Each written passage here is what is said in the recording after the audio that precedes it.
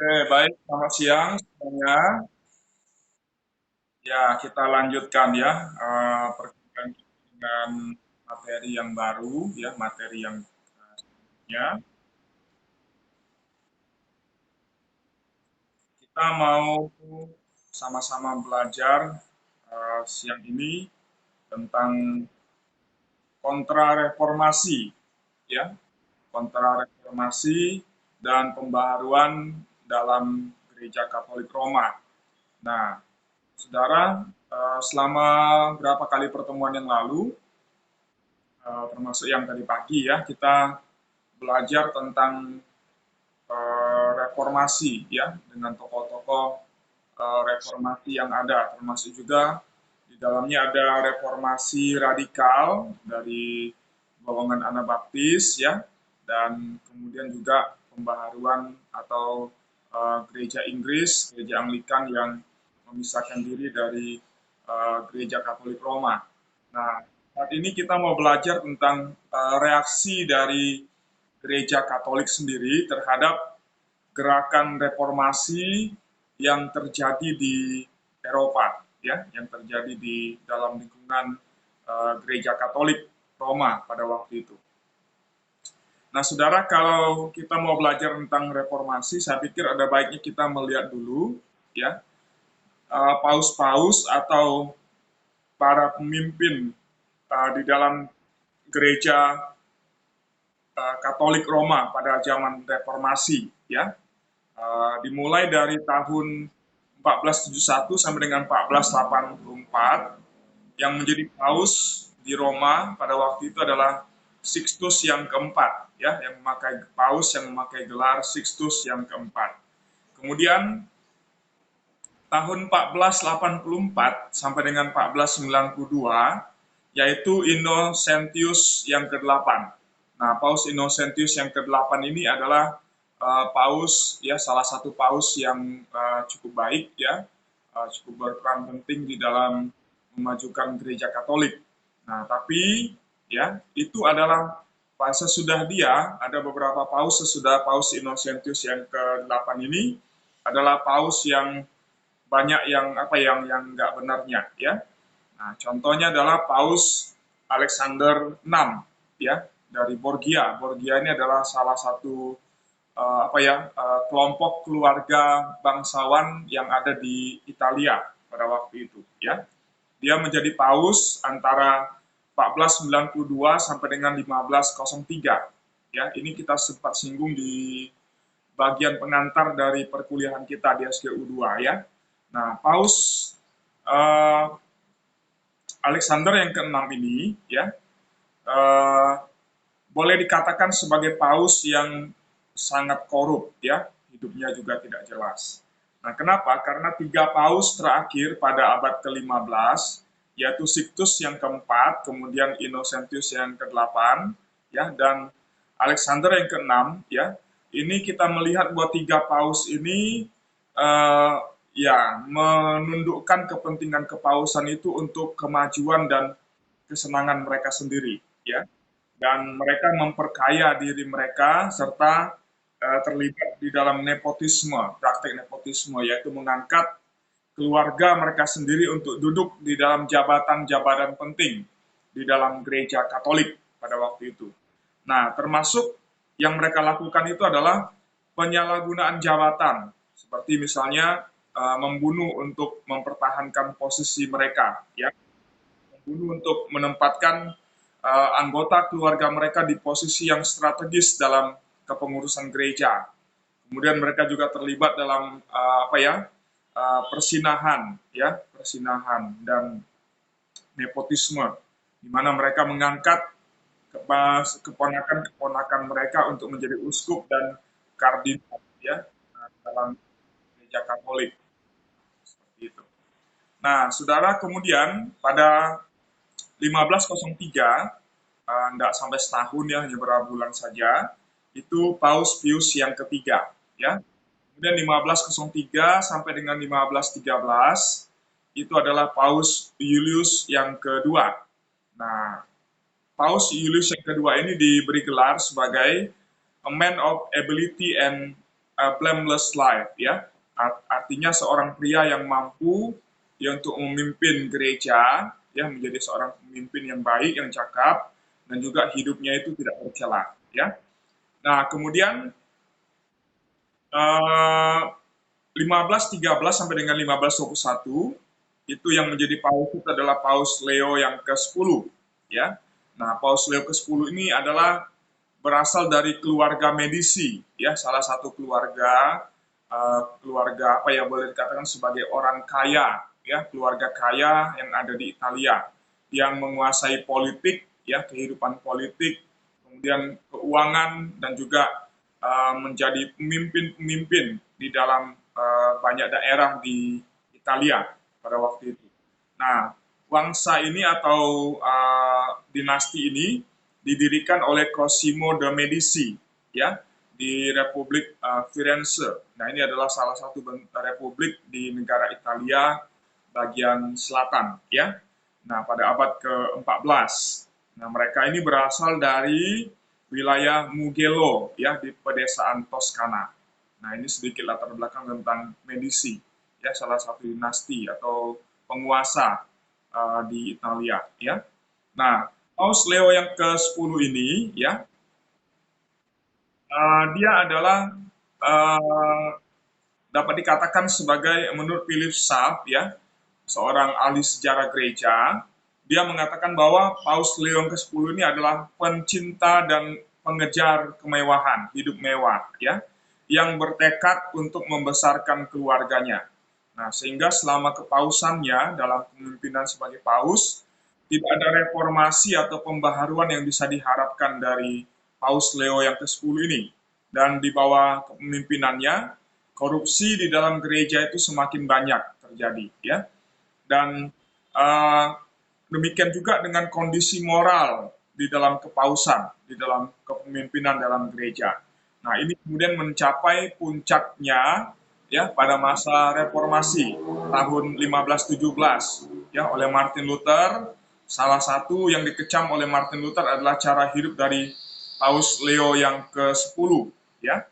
Nah, sehingga sebenarnya apa ya, Paus Leo ke-10 ini memang banyak menimbulkan masalah, sehingga akhirnya ada seorang bawahannya yang mencoba untuk membunuh dia dengan cara diracun, ya, tapi gagal. Nah, sehingga kemudian dibalas oleh Paus Leo yang ke-10 ini dengan membunuh, ya, seorang kardinal yang berusia 20 tahun, ya, yang berusaha untuk meracuninya, membunuhnya. Nah, dan pembunuhan itu dilakukan dengan cara yang kejam dan dieksekusi dengan cara yang sadis seperti itu, ya. Nah, ini Paus Leo yang ke-10. Kemudian tahun 1522 sampai dengan 1523 yang menjadi paus itu adalah Adrianus yang ke-6, ya. Nah, Paus Adrianus yang ke-6 ini adalah salah seorang paus yang cukup baik, ya, yang terpelajar. Dia seorang sarjana, terpelajar. Dia juga seorang yang sangat religius, ya, sangat rohani, begitu mengejar kerohanian, ya. Kemudian juga seorang administrasi yang berpengalaman, ya.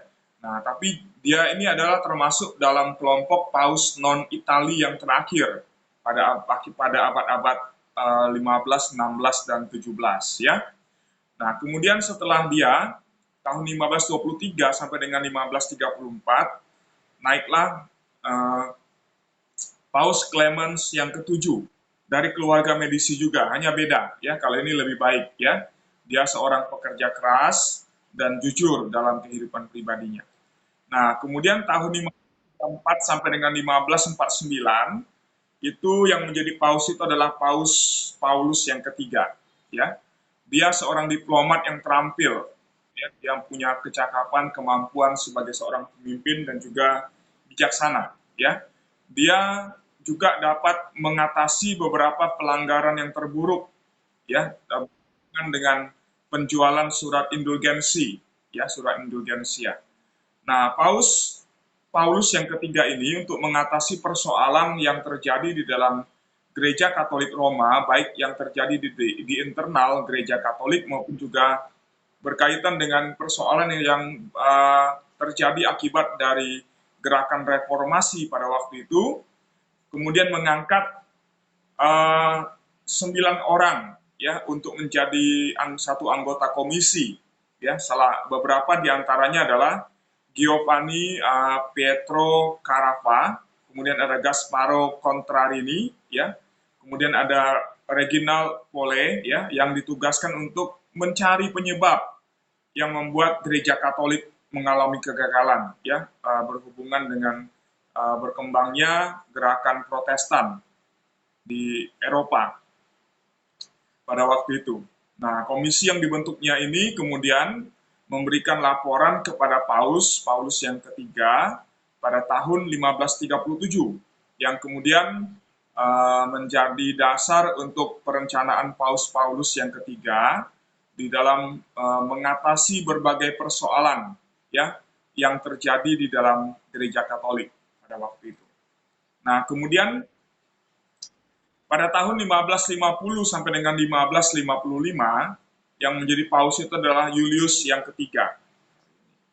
Kurang U ya. Julius yang ketiga ya.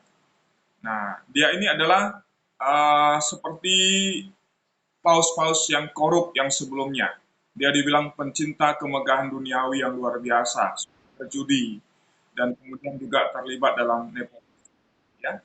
Nah, kemudian yang menggantikan dia itu adalah Marcellus yang ketiga pada tahun 1553, tapi dia hanya menjadi paus selama kurang lebih 3 minggu. Kenapa? Karena cara hidupnya sama dengan pendahulunya, sehingga kemudian dia digulingkan. Ya. Lalu tahun 1555 sampai dengan 1559, yang menjadi paus itu adalah Paulus yang keempat. Ini adalah ini yang tadi tuh, yang di atas ya. Ini dia, Giovanni Pietro Carafa, ya, salah satu dari antara 9 orang yang diangkat oleh Paus yang ketiga untuk mencoba mencari pokok persoalan yang terjadi dalam gereja Katolik pada waktu itu. Nah, ketika dia menjadi paus, ya, dia melaksanakan tugasnya dengan baik. Ya, dia dikenal sebagai paus yang terpelajar. Dia tidak suka dengan hal-hal yang duniawi. Dia sangat religius, dia juga seorang yang sangat mistik ya, sangat suka bertapa dalam pengertian bermeditasi dan lain sebagainya. Dia juga tidak kompromi dengan berbagai penyimpangan yang terjadi dan dengan berani ya menyelesaikan dan mengambil sikap yang tegas untuk mengatasi persoalan yang terjadi di dalam gereja Katolik pada masa kepemimpinannya. Kemudian tahun 1559 sampai dengan 1565 itu Paus Pius yang keempat, ya. Lalu 1565 sampai dengan 1572 yaitu Paus Pius yang kelima, ya. Ini adalah paus yang luar biasa dan paus terakhir yang dikanonisasi, ya, maksudnya adalah paus yang diangkat kemudian disahkan menjadi santo, ya, atau orang kudus dalam gereja Katolik Roma, ya, itu istilah kanonisasi, itu maksudnya itu, ya. Kemudian tahun 1572 sampai dengan 1585 itu Gregor yang ke-8, ya. Lalu kemudian 1585 sampai dengan 1590 itu Paus Sixtus yang kelima. Nah, dia ini disebut sebagai salah satu paus yang cerdas, ya, di antara paus-paus yang ada. Kemudian 1592 sampai dengan 1605 itu adalah Clemens yang ke-8, ya. Lalu 1605 sampai dengan 1621 itu adalah Paulus yang kelima, ya. Kemudian 1623 sampai dengan 1644 yaitu Urbanus yang ke-8. Nah, saudara, Paus Urbanus yang ke-8 ini ya dapat dikatakan sebagai paus yang punya pengaruh yang cukup besar, ya, dan dia disandingkan dengan 4 paus besar yang ada di dalam kepemimpinan dalam gereja Katolik Roma, ya, yaitu Paus Leo yang pertama, ya, kemudian Gregor Agung, Gregorius I Agung, kemudian ada Gregor yang ke-7 dan Innocentius yang ke-3, ya. Nah, ini adalah paus-paus yang menjabat sebagai pemimpin dalam Gereja Katolik Roma pada masa-masa reformasi dan kontra-reformasi, ya. Nah, kemudian coba kita perhatikan garis besar dari kontra-reformasi. Ya, saudara, dalam gerakan satu reaksi yang dilakukan, yang timbul dalam Gereja Katolik Roma terhadap gerakan reformasi yang dilakukan oleh pihak yang kemudian disebut dengan nama Protestan, ya, maka tahun 1550 dapat dikatakan sebagai kemenangan yang mutlak Protestantisme di Eropa, ya, yang semakin lama semakin besar pengaruhnya dan seolah-olah dapat mempengaruhi seluruh Eropa dengan gerakan reformasi. Nah, sedangkan di pihak lain pada tahun itu Katolisisme itu seolah-olah dibatasi dan terkurung di negara-negara Eropa Selatan. Nah, keadaan Gereja Katolik Roma itu nampaknya begitu lemah, terbelakang dan kurang mampu untuk menahan kemajuan dan kemenangan Protestantisme yang muncul, ya, pada waktu saat itu. Nah, sehingga kesannya itu adalah pada pertengahan abad ke-16 itu sepertinya Gereja Katolik itu begitu terpendam begitu rendah sekali pengaruhnya dalam masyarakat Eropa.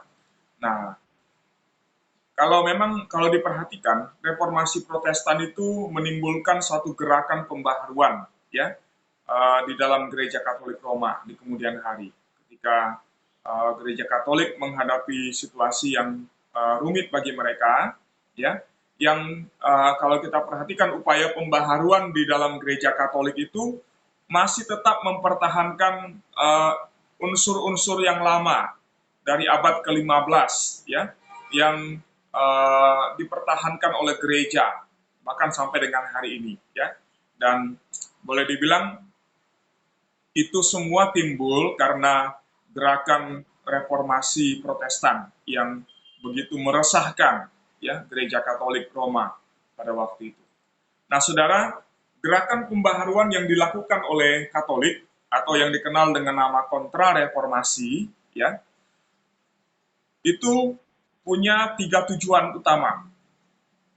Ada 3 tujuan utama, ya. Yang pertama yaitu mencegah reformasi Protestan memenangkan seluruh Eropa untuk Protestantisme, ya. Kemudian yang kedua, memenangkan kembali banyak daerah yang tadinya sudah menjadi Protestan, ya, antara lain negara Hungaria, Polandia, kemudian Bavaria, Bohemia, dan Moravia dan daerah-daerah yang lainnya. Nah, untuk upaya itu, ya, Gereja Katolik lebih mengandalkan 3 cara, yaitu yang pertama melalui ordo-ordo kerahiban baru yang dibentuk, ya, dan diresmikan oleh Paus sebagai pemimpin yang tertinggi dari Gereja Katolik. Nah, khususnya yang paling berpengaruh dari antara ordo-ordo yang dibentuk itu adalah yang namanya Ordo Serikat Yesus, ya. Nanti kita akan lihat masing-masing ordo itu. Kemudian yang kedua itu adalah menggunakan jalur diplomatik. Nah, kalau jalur diplomatik tidak bisa, maka mereka akan menggunakan kekerasan, ya, menggunakan cara-cara yang kejam, cara-cara yang keji untuk membasmi dan membatasi gerakan kelompok Protestan di Eropa, ya. Lalu kemudian yang ketiga adalah pembaharuan Gereja Katolik Roma melalui konsili dalam Gereja Katolik yang dilaksanakan di kota Trento dari tahun 1545 sampai dengan 1563, yang dalam bahasa Latin juga dikenal dengan istilah Tridentinum, ya. Nah, jadi kalau kita baca ada istilah Tridentinum itu artinya merujuk kepada sidang gereja atau konsili gereja Katolik Roma yang dilaksanakan di kota Trento, ya, di Italia, dekat perbatasan dengan Austria, ya. Nah, saudara, menurut E.E. Keynes, ya, seorang ahli sejarah gereja, dia mengatakan bahwa kontra-reformasi dapat didefinisikan sebagai gerakan reformasi agama dari Gereja Katolik Roma antara tahun 1545 dan 1563 yang bertujuan untuk menstabilkan dan memperkuat gereja tersebut setelah kekalahan besar dari kelompok Protestantisme. Ya, ini dia.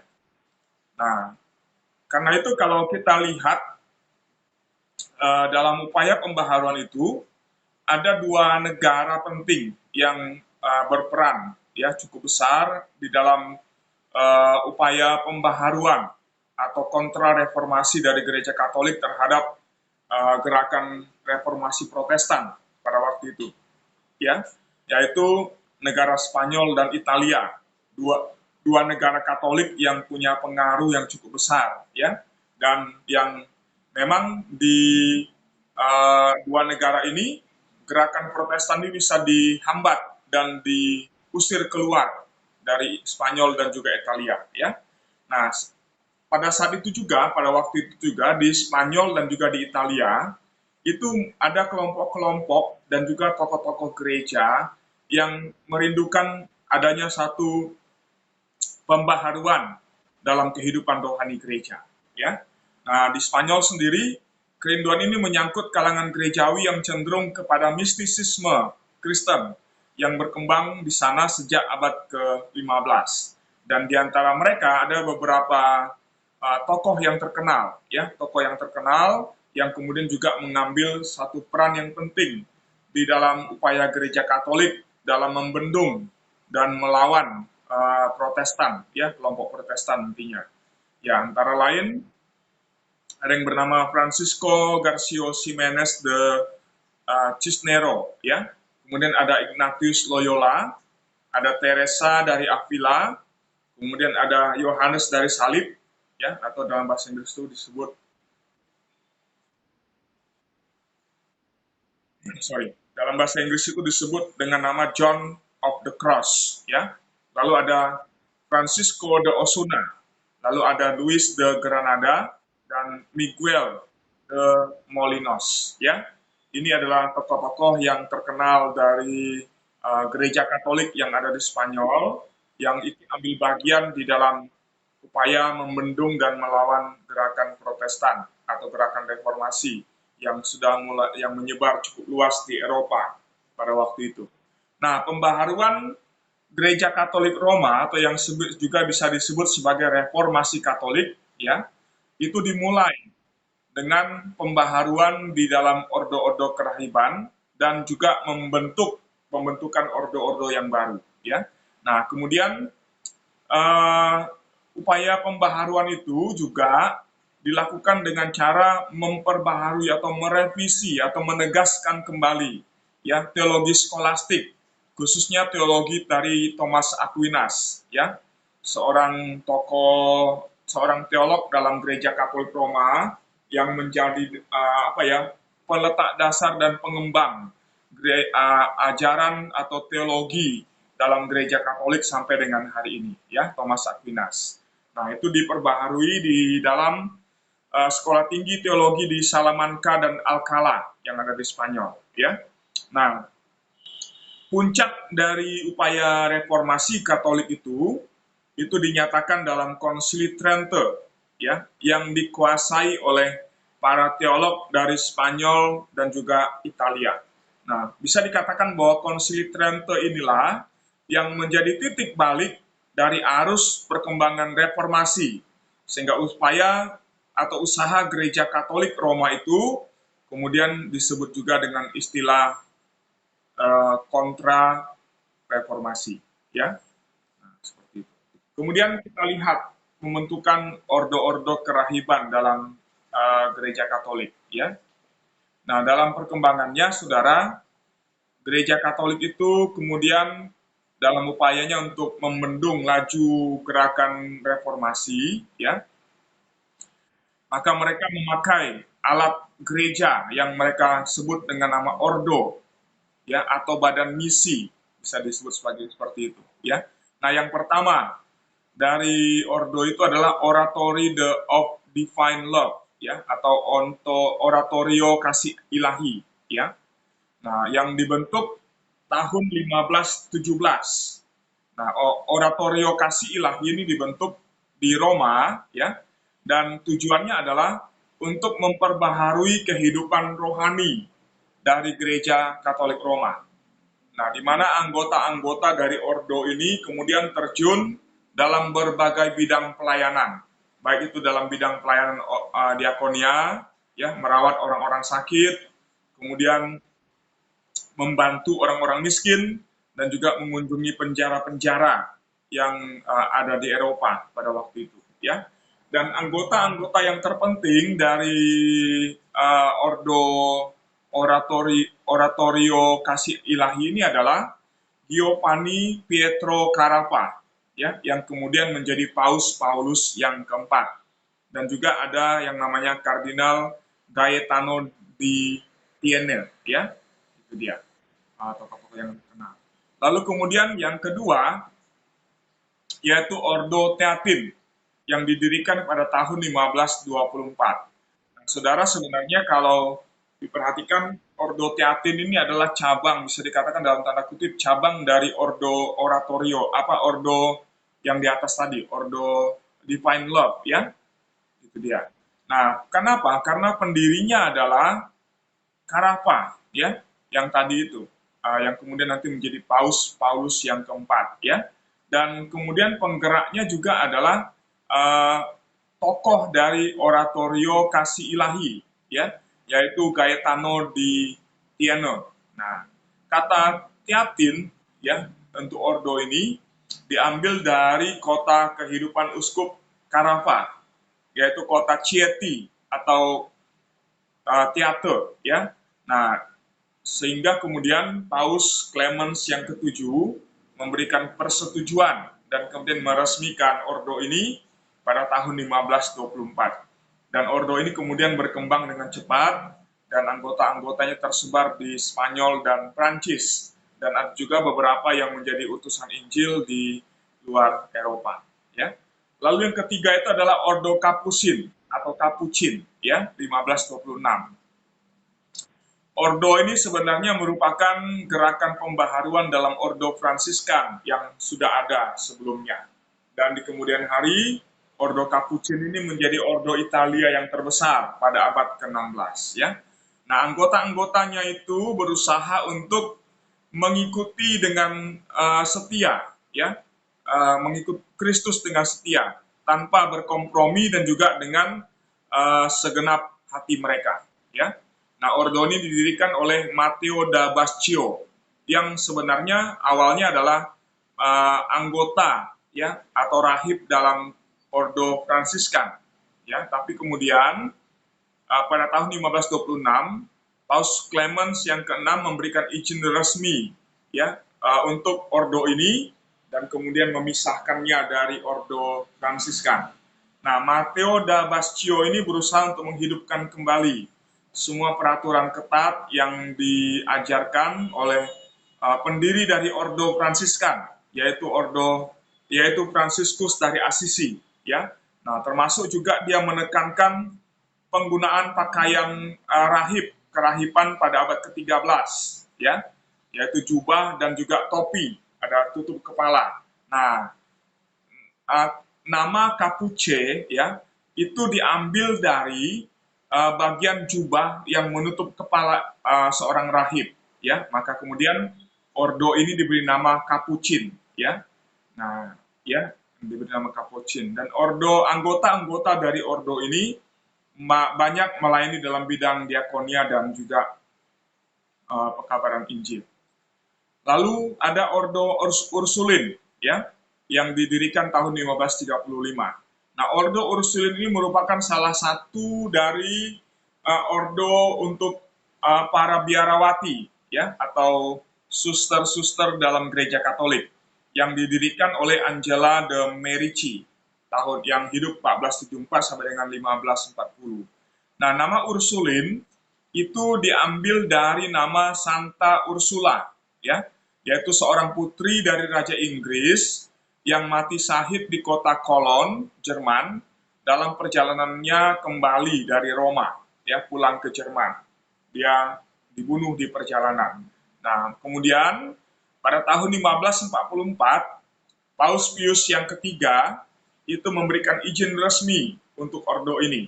Dan sejak 1614, Ordo Ursulin kemudian mengikuti pola dari Ordo Agustin, ya, di mana kemudian Ordo Ursulin ini menjadi serikat atau ordo yang terbesar yang melayani dalam bidang pendidikan anak-anak perempuan yang ada di Eropa dan sekarang juga di banyak tempat di seluruh dunia, ya.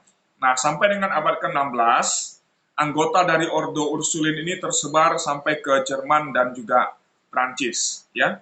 Nah, di dalam literatur Katolik, nama Ordo Ursulin ini disingkat dengan nama OSU, ya, atau Ordo Santae Ursulin atau SSU, atau yang kepanjangannya adalah Societas Sanctae Ursulae, ya, itu dia dalam bahasa Latinnya, ya. Kemudian di Spanyol dan juga Prancis sendiri, saudara, ada juga berkembang ordo yang baru. Ya, di Spanyol itu namanya Ordo Karmelit, ya, yang kembali diperbaharui oleh Teresa dari Avila. Ya, ini adalah untuk biarawati, ya, untuk biarawan perempuan. Nah, kemudian di Prancis sendiri dibentuk beberapa ordo. Ya, yang pertama itu adalah Congregation of Christian Doctrine pada tahun 1593 yang fokusnya adalah pada pengajaran Katolik, ya, pengajaran iman Katolik. Lalu juga dibentuk Congregation of the Priests of the Mission, ya, pada tahun 1629 yang juga dikenal dengan nama Lasaris atau Vincentians, ya, yang mengutamakan fokusnya itu adalah pada pekabaran Injil dan pendidikan teologi di Eropa. Nah, saudara, dalam perkembangannya, sampai pada akhir abad ke-18, sepertiga seminari Katolik yang ada di Prancis itu dikelola oleh ordo ini, ya, dikelola oleh Ordo Lasaris atau Vincentians ini, ya.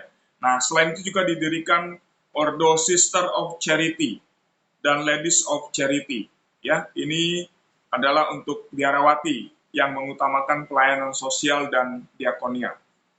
Lalu juga ada yang namanya Congregation of the Good Shepherd, ya, yang memfokuskan diri pada pelayanan di antara para pelacur yang ada di Italia atau wanita-wanita tunasusila, wanita nakal yang ada di Paris pada waktu itu, ya. Nah, ini beberapa ordo di Spanyol dan Prancis. Nah, kemudian yang terakhir yang cukup terkenal dari ordo yang ada di dalam gereja Katolik itu adalah yang namanya Serikat Yesus atau Societas Jesu yang disingkat dengan nama SJ, ya. Didirikan tahun 1534 atau 1540, ya. Nah, SJ ini, saudara, adalah ordo Katolik yang paling berpengaruh dan kontroversial yang didirikan oleh Ignatius dari Loyola, ya, yaitu seorang bekas perwira yang berasal dari Spanyol, ya, seorang bekas perwira yang berasal dari Spanyol. Nah, pada tahun 1521 dalam peperangan yang dia ikuti, dia mengalami luka, ya, mengalami luka cukup parah dalam perang tersebut, sehingga kemudian dia terpaksa harus meninggalkan karirnya sebagai perwira militer. Dan kemudian dia pergi ke Montserrat, ya, dan masuk dalam sebuah biara Benediktin yang ada di sana, ya. Dan di situ kemudian dia mengakui semua dosanya, dirawat di sana dalam penyembuhan bekas lukanya akibat dari perang itu, dan kemudian terakhir dia menyerahkan hidupnya untuk menjadi tentara Kristus, ya. Nah, kemudian di biara ini juga dia mengarang bukunya yang terkenal yang berjudul Spiritual Exercise atau latihan-latihan rohani yang isinya membahas tentang pembimbing ke dalam meditasi, kemudian doa dan juga pengembangan rohani, ya. Nah, saudara, Ignatius Loyola ini sesudah dia berkunjung ke Palestina dan juga Yerusalem, kemudian akhirnya dia kembali ke Eropa dan dia belajar di Fakultas Teologi yang ada di Universitas Alcalá dan Salamanca yang ada di Prancis, di Spanyol, dan kemudian dia melanjutkan studinya di Paris, ya, tahun 1528 sampai dengan 1535. Nah, pada tanggal 15 Agustus 1534, Ignatius Loyola bersama dengan 6 orang teman mahasiswanya, ya, kemudian membentuk satu ordo yang mereka beri nama Serikat Yesus atau Ordo Yesuit, ya.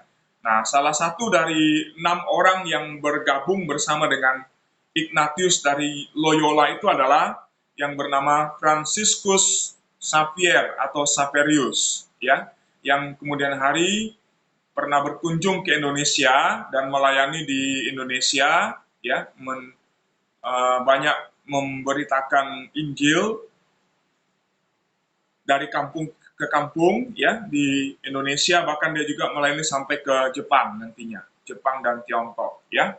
Nah, pada tahun 1537 bersama dengan keenam orang temannya, Ignatius dari Loyola ini pergi ke Roma menghadap Paus Paulus yang ketiga, yang kemudian memberikan izin atau papal approval pada tahun 1540 untuk Ordo Serikat Yesus, ya. Dan semboyan yang terkenal dari Ordo Serikat Yesus ini adalah Et Majorem Dei Gloriam, ya, yaitu untuk kemuliaan Allah yang terlebih besar. Dalam bahasa Latinnya adalah Et Majoram Dei Gloriam, ya, itu dia. Nah, saudara, kalau kita belajar tentang Ordo Yesuit, maka struktur organisasi dari Ordo Yesuit ini disusun secara militer, yang menekankan ketaatan mutlak terhadap paus dan juga jenderal dari Serikat Yesus yang dipilih seumur hidup, yaitu mereka yang bersedia untuk berkorban dan berdisiplin tinggi.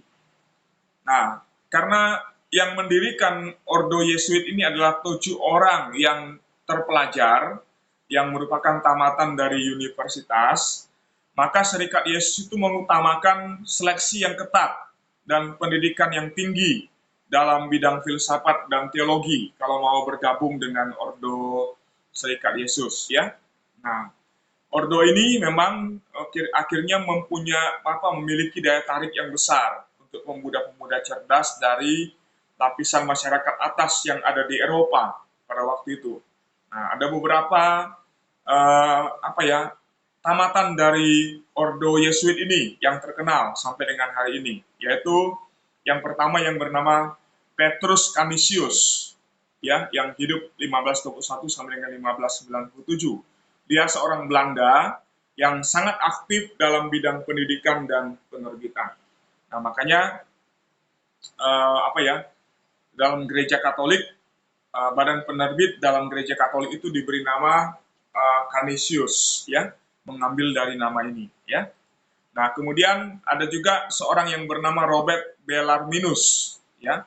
Dia adalah seorang kardinal dari Italia yang mengarang buku untuk mengcounter atau melawan pandangan-pandangan dari para reformator, ya, para reformasi gereja. Nah, itu dia. Sehingga dia menulis buku itu dan itu cukup terkenal, ya. Cukup terkenal pada waktu itu. Dia dikatakan mengarang buku yang isinya itu adalah What was probably the Abel's literary defense of the Roman Catholic faith against Protestants to be composed during 16th and 17th centuries, ya. Nah, itu dia. Jadi dia mengarang buku yang bertujuan untuk melawan konsep-konsep atau pandangan dari gereja Protestan, ya. Nah, kemudian ada juga yang bernama Aloysius Gonzaga, ya, yaitu seorang pangeran Italia yang meninggal pada umur 23 tahun karena terjangkit penyakit sampar atau penyakit pes dari pasien-pasien yang dengan tekun dia rawat ketika wabah penyakit sampar sedang berkecamuk di kota Roma. Kemudian ada juga yang namanya Francis Borgia, yang merupakan cicit dari Paus Alexander yang ke-6, ya. Dan ada juga Franciscus Xaverius yang kemudian setelah dia meninggal selama kurang lebih sekitar 200-an tahun ya oleh Paus Pius yang ke-10, kemudian diberi gelar sebagai Patron of Foreign Mission ya, patron atau contoh teladan untuk misi kepada orang asing, seperti itu ya, pelayanan misi kepada orang asing. Itu adalah Franciscus Xaverius ya. Nah, kemudian saudara, pada waktu Ignatius Loyola meninggal pada tahun 1556, yaitu 16 tahun sejak berdirinya Ordo Yesuit ya, itu diperkirakan sudah ada sekitar 1.000 orang anggota dari Ordo Yesuit ini ya. Nah, Serikat Yesus ini semakin bisa dikatakan sebagai serikat yang terbesar dalam Gereja Katolik Roma, yang juga dijuluki sebagai serikat multinasional, ya, yang anggotanya sekarang ini kurang lebih ada sekitar 20.000 orang di seluruh dunia, ya. Nah, dalam upaya Gereja Katolik melawan gerakan reformasi Protestan, maka Ordo Yesuit ini merupakan alat yang efektif bagi Gereja Katolik di dalam mempertahankan tujuannya, mempertahankan pokok-pokok imannya, ya. Nah, berkaitan dengan tema atau semboyan yang diangkat oleh Ordo Yesuit ini, maka semua anggotanya itu adalah orang yang sangat luar biasa, baik dalam pengorbanannya maupun juga di dalam pelayanannya bagi pengembangan Gereja Katolik. Dalam perkembangannya, Serikat Yesus menjadi alat yang ampuh untuk melawan perkembangan Protestanisme dan juga untuk memajukan jangkauan dan pengaruh dari Gereja Katolik Roma. Ya, nah, Serikat Yesus terkenal sebagai pelopor dalam bidang pendidikan dan juga percaturan politik di Eropa, ya, sampai dengan hari ini kalau menurut saya, ya, karena banyak tokoh-tokoh yang terkenal di dalamnya, ya. Kemudian banyak anggota dari Serikat Yesus yang menjadi pembimbing rohani bagi para raja dan pangeran Katolik pada abad 16 dan 17. Nah, dengan pengaruhnya itu, ya, mereka bisa mengarahkan dan menentukan keputusan-keputusan politik di Eropa pada abad 16 dan 17, ya. Nah, itu adalah Ordo Yesuit, ya, merupakan ordo terbesar dalam Gereja Katolik Roma sampai dengan hari ini, ya. Nah, saudara, kita melihat upaya ketiga yang dilakukan oleh Gereja Katolik Roma dalam membendung atau melawan gerakan Protestan, ya, dari Gereja Protestan, yaitu Konsili Trente, atau yang juga dikenal dalam bahasa Latin Tridentinum, ya. Nah, Konsili Trente ini dilaksanakan di kota Trient atau Trente, ya, yaitu kota yang terletak antara perbatasan antara Italia dan juga Austria, ya. Nah, konsili ini dalam Gereja Katolik Roma itu dihitung sebagai konsili oikumenis yang ke-19. Nah, dalam pelaksanaannya, Konsili Trente itu bersidang antara tahun 1545 sampai dengan 1547 di kota Trente. Lalu dilanjutkan tahun 1547 sampai dengan 1551 di Bologna, Italia bagian utara, ya. Lalu kemudian 1551 sampai dengan 1552 itu diadakan kembali di kota Trente. Lalu tahun 1552 sampai dengan 1562 konsili ini dibubarkan dulu, dihentikan sementara, ya. Baru kemudian pada bulan Januari, ya, pada bulan Januari 1562 sampai dengan Desember 1563 diadakan kembali sidang di Trente untuk merumuskan dan merangkumkan semua keputusan yang sudah dibuat di dalam sidang-sidang yang sebelumnya. Nah, dari apa yang dicapai oleh Gereja Katolik Roma dalam sidang atau dalam konsili di Trente ini, kita bisa mengatakan bahwa banyak pekerjaan yang diselesaikan oleh panitia yang dibentuk untuk konsili ini, ya, walaupun kadang ya yang mengikut itu berganti-ganti orangnya dengan jumlah yang juga beragam, ya, antara 34 sampai dengan 112 peserta. Nah, tapi kalau dilihat dari segi hasilnya, maka Konsili Trente ini merupakan salah satu konsili terpenting dan sangat berpengaruh dalam Gereja Katolik Roma. Ya. Nah, dalam pelaksanaan sidang dalam Konsili Trente ini, saudara, itu dilaksanakan sebanyak 25 sidang, ya, atau 25 sesi yang dibagi dalam beberapa sesi. Yang pertama, yaitu sesi 1 sampai dengan 10, itu berlangsung dari tahun 1545 sampai dengan 1547. Nah, yang menjadi pokok pembahasan yaitu hal-hal yang berkaitan dengan masalah prosedur yang ada di dalam gereja. Ya, misalnya apakah pokok-pokok dogmatis atau pengajaran dalam gereja, kemudian pembaharuan disiplin, kepentingan gereja, dan juga hal-hal yang lainnya itu didahulukan daripada kepentingan golongan paus atau golongan kaisar. Ya, ini untuk menyikapi rebutan kekuasaan antara paus dengan kaisar pada waktu itu. Ya, nah dalam pertemuan yang ketiga itu membahas pengakuan iman Niceno-Konstantinopolitanum, ya, termasuk juga pengesahan kata Filoku, ya, kalau kita masih ingat dalam SGU 1 kita ada menyinggung tentang hal ini, ya. Kemudian dalam sesi yang keempat,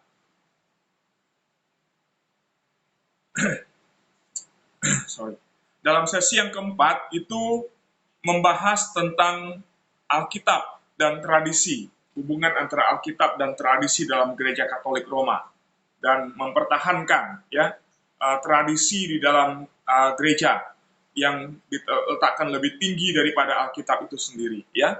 Kemudian yang kelima yaitu berkaitan dengan dosa warisan. Nah, dalam hal ini Gereja Katolik menolak konsep Luther tentang dosa warisan, ya. Lalu kemudian soal pembenaran oleh iman, ya. Nah, dalam hal ini juga Gereja Katolik menolak apa yang diajarkan atau dicetuskan oleh para reformator tentang pembenaran oleh iman, ya, lalu tentang baptisan. Nah, kemudian sesi yang kedua yaitu sesi 16 sampai dengan sesi 11 sampai dengan 16 itu berlangsung dari tahun 1551 sampai dengan 1552. Ya, dua sesi yang penting di situ adalah yang membahas tentang perjamuan kudus, ya, kemudian tentang sakramen pengakuan dosa dan urapan penghabisan, ya, yang dipraktekkan, yang diakui sebagai sakramen dalam Gereja Katolik Roma. Lalu sesi yang ke-17 sampai dengan 25 itu berlangsung dari tahun 1562 sampai dengan 1563. Dengan pokok-pokok pembahasannya adalah sesi 21 itu membahas soal perjamuan kudus kembali, ya, menegaskan dan menambahkan prinsip Gereja Katolik Roma tentang transubstansiasi, ya. Lalu sesi 22 itu membahas tentang misa, ya, peran perjamuan kudus dalam ibadah dalam Gereja Katolik. Lalu kemudian dalam sesi yang ke-23 itu khusus membahas tentang ordo-ordo yang ada di dalam Gereja Katolik Roma. Dan yang ke-24 itu tentang pernikahan, ya. Ini khususnya juga berkaitan dengan selibat dari para imam Katolik yang tidak menikah, ya. Nah, saudara, akibat dari dari kontra reformasi itu, ya, kemudian menimbulkan kekacauan, peperangan di Eropa, ya, yang berlangsung dari tahun sejak awal reformasi, ya, sampai kemudian itu tahun 1700-an, ya. Nah, saudara, pada tahun 1555 sebenarnya sudah diadakan perjanjian damai di kota Augsburg di Jerman, ya, untuk menjembatani dua pihak yang berbeda, yaitu antara golongan Katolik dengan golongan Protestan. Nah, tapi pihak Katolik menolak isi dari perjanjian tersebut, ya, dan kemudian mereka berusaha untuk mempengaruhi para raja dan juga pemerintah Katolik yang ada di Eropa pada waktu itu supaya menekan, kemudian melarang dan bahkan mengusir pihak Protestan dari wilayah kekuasaan mereka. Ya, dengan kata lain ini sebenarnya tujuan untuk membatasi ruang gerak, bahkan juga menghilangkan pengaruh gerakan reformasi di daerah-daerah yang merupakan penganut Katolik di Eropa. Ya, nah akibatnya di beberapa negara Eropa itu kemudian timbul yang namanya perang agama yang dipelopori oleh gereja Katolik, ya, dalam yang terus berlangsung sampai dengan abad ke-17. Nah, saudara, seperti misalnya di 3 negara Katolik, yaitu Spanyol, Portugal, dan juga India. Negara-negara Katolik ini berhasil menghapus segala perkembangan reformasi di negerinya sendiri. Ya, nah dalam usaha ini dilakukan dengan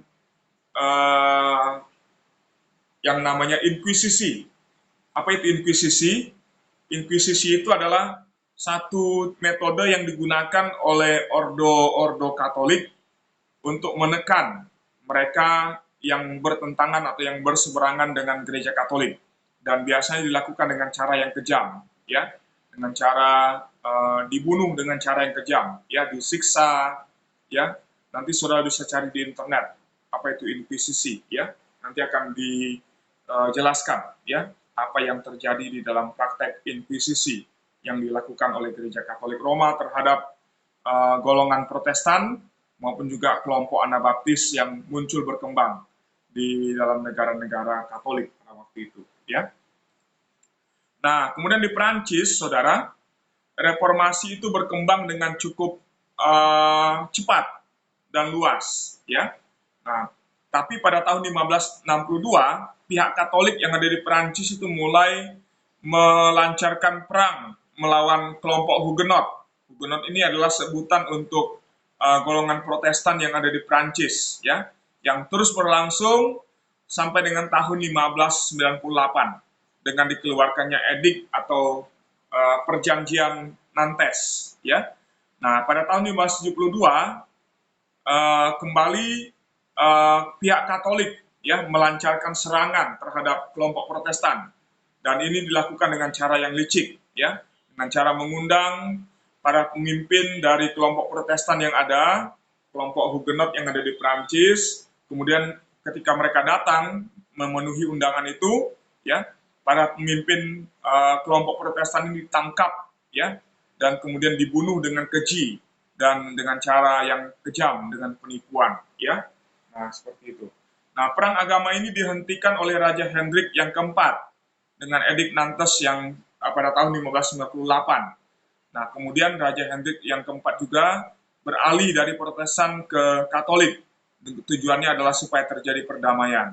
Nah, tapi tahun 1685, edik Nantes itu dicabut kembali oleh Raja Ludwig yang ke-14. Nah, sehingga pada waktu itu banyak orang-orang Hugenot yang dibunuh, ya, kelompok reformasi Prancis yang dibunuh. Nah, kemudian ada 500.000, kurang lebih 500-an ribu orang Hugenot itu melarikan diri ke Jerman, ya. Nah, sehingga pada masa pelarian itu di kota Berlin yang ada di Jerman, sebagian besarnya adalah orang-orang Prancis, ya. Nah, baru pada tahun 1787 dengan dikeluarkannya edik toleransi, ya, akhirnya dapat memberikan perlindungan kepada orang-orang Protestan yang ada di Eropa, baik yang di luar Katolik maupun yang ada di dalam negara Katolik.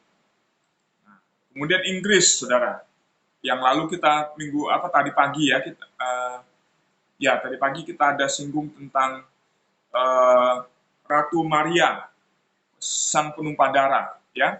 Nah, dalam pemerintahannya dia berusaha untuk membasmi kelompok-kelompok Protestan yang ada di kerajaannya, termasuk juga membunuh 3 uskup penting dalam gereja Anglikan, ya, yaitu Thomas Cranmer, kemudian Ridley dan juga Latimer, ya, dibunuh pada masa pemerintahan Ratu Mary, sang penumpah darah, ya. Dan kebebasan agama di Inggris baru mulai dipulihkan pada tahun 1689. Nah, kemudian di Jerman, saudara. Di Jerman, pertikaian Katolik dengan Protestan itu untuk sementara waktu dapat dihentikan dengan ditandatanganinya perdamaian agama di kota Augsburg pada tahun 1555. Nah, tapi kemudian pada abad ke-7, Jerman kembali dilanda oleh perang agama yang akhirnya meluas dan mencakup hampir seluruh negara di Eropa. Nah, dalam serangan-serangan yang dilakukan oleh pihak Katolik, reformasi hampir lenyap, ya, hampir hilang di Eropa. Nah, tapi gereja Protestan itu kemudian diselamatkan oleh kematian dari Raja Gustav Adolf yang berasal dari Swedia, yang meninggal dalam peperangan di Jerman. Nah, untuk menghormati Raja Gustav Adolf ini, ya, kemudian diadakanlah perjanjian damai, ya, yang diadakan di kota Münster dan juga Osnabrück, ya, tahun 1648, yang kemudian menjadi tanda berakhirnya perang 30 tahun, ya, perang yang mengosongkan banyak wilayah di Jerman pada saat itu. Nah, kemudian untuk wilayah Polandia, saudara, Raja Sigismund yang ketiga berhasil menghapus reformasi di Polandia dan memberikan Katolik.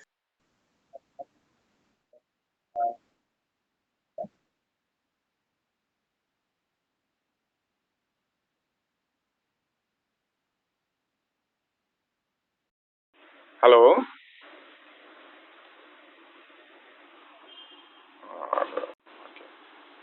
Ya, baik, kita lanjutkan ya, saudara ya. Sorry, tadi ada telepon. Nah, kita lihat perang agama di Belanda dan Belgia. Saudara, sampai dengan 1579, ya, Belanda dan Belgia itu tergabung dalam The Spanish Netherlands, ya, yaitu berada di bawah kekuasaan dari Raja Spanyol. Nah, antara tahun 1566 sampai dengan 1578, provinsi-provinsi utara, ya, yaitu yang sekarang ini adalah Belanda, yaitu negara yang bagian Protestan, ya, berusaha untuk memperjuangkan kemerdekaannya dari kerajaan Spanyol. Dan pada tahun 1579, Belanda dapat memproklamirkan kemerdekaannya dan memisahkan diri dari bagian Katolik, ya, yang ada di selatan, yang sekarang menjadi negara Belgia, ya.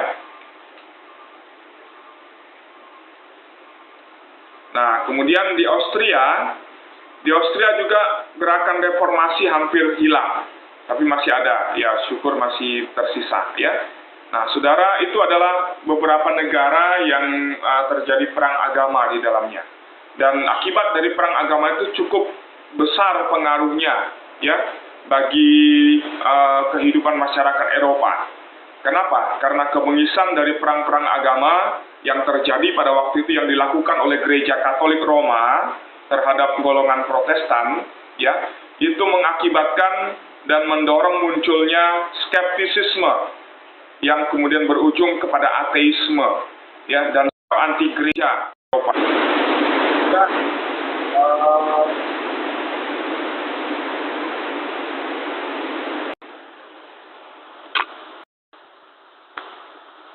Ya, juga ini kemudian membuat negara-negara Eropa di kemudian hari memisahkan antara gereja dan negara. Nah, itu berangkat dari pengalaman pahit yang terjadi dalam perang-perang agama yang terjadi di negara-negara Eropa pada abad 16 dan 17, ya. Ya, oke. Ini materi yang saya sampaikan untuk pertemuan ini. Apakah ada yang mau bertanya atau meresponi? Silakan, saudara. Ada yang mau bertanya atau meresponi apa yang saya sampaikan? Silakan. Saya minum dulu ya.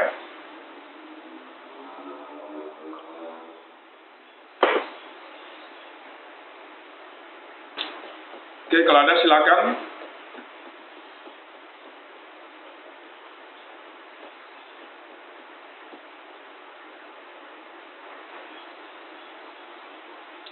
Tidak ada?